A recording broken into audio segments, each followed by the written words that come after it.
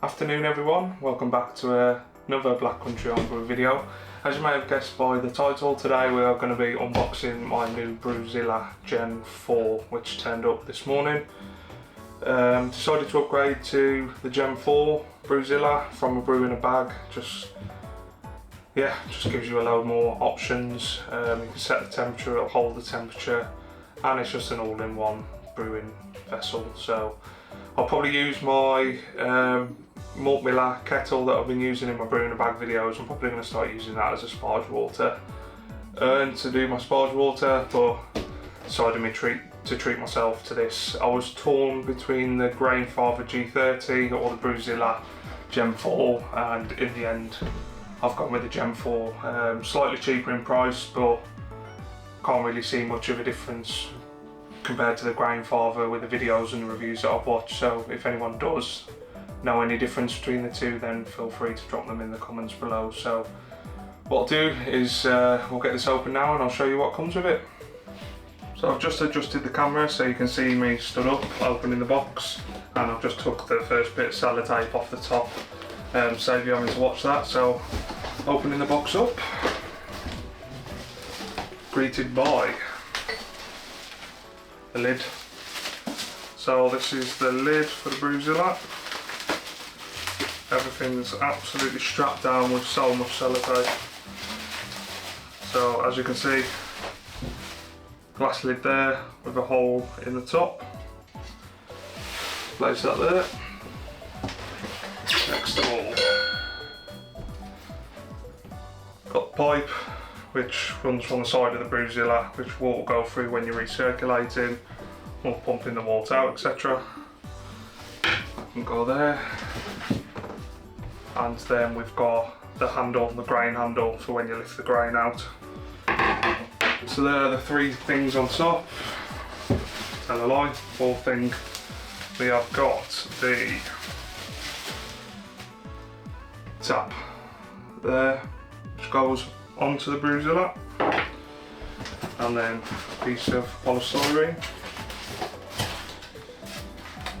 Polystyrene could go down there for now. Right, next thing we have a bit of foam. So we have pipe which will attach onto there for when you're recirculating. That can go on there like so. We have got the immersion chiller, which doesn't come with any attachments, and actually brew keg tap we're out of the attachments at the moment. So I have got my other immersion chiller which I'll probably use if it fits in okay, to cool the wort. I'm going to pop that down here. It's very well packed. 2 more bits of foam, and then we've got an accessory box. If I just grab my knife, which I've left over here, have a look in the accessory box. I need to invest in a standard later, I do. So what have we got in here? So we have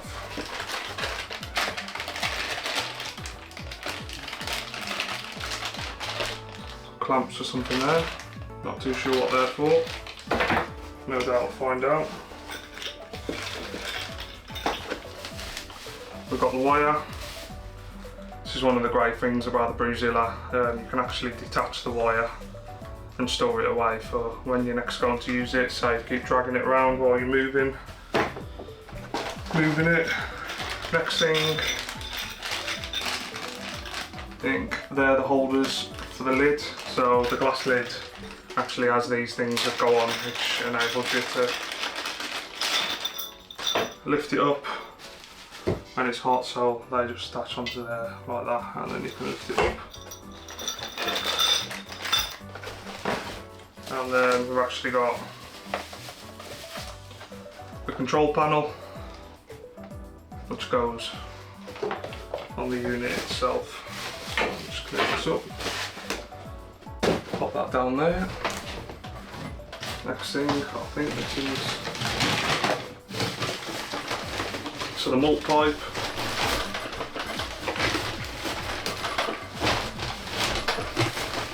actually loaded into the kettle itself. So again, as you can see, very well packaged. It's opened up.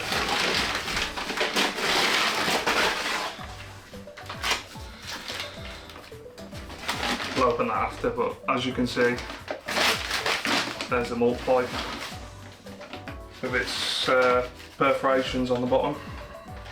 Put that down there. Next thing,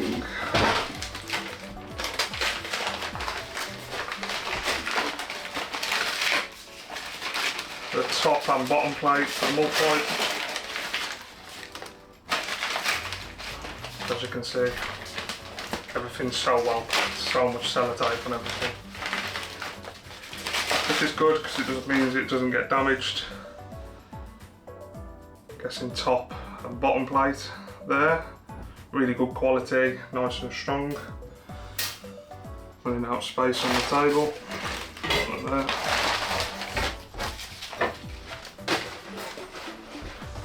And what else we got? In the bottom. So this is the false bottom. Or what looks like the false bottom, here it is. So that stops all the hops and everything getting through to the pump at the bottom. Once again, really nice condition, nice and solid. It's one thing that put me off the G3 V2, I think it is. I didn't want to put up with them silicone rings. Couldn't be doing with that after reading loads of stuff about them. And then what else is in the bottom here? Don't think anything else, I think that's it. So next is number 3.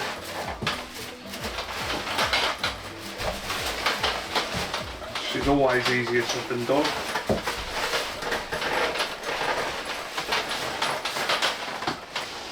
Struggle. Right, pause it, I'm going to get it on the ground and then lift it out. So I've only got it out of the box. It's always difficult to pull out when it's so tightly packed. So you can see polystyrene around the side to protect it. And yeah, Brewzilla itself. I'll put this sellotape. Get rid of that down there.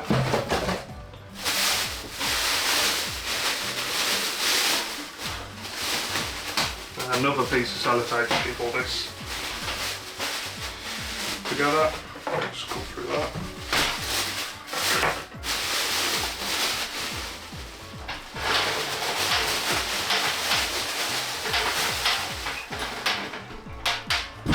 There we go.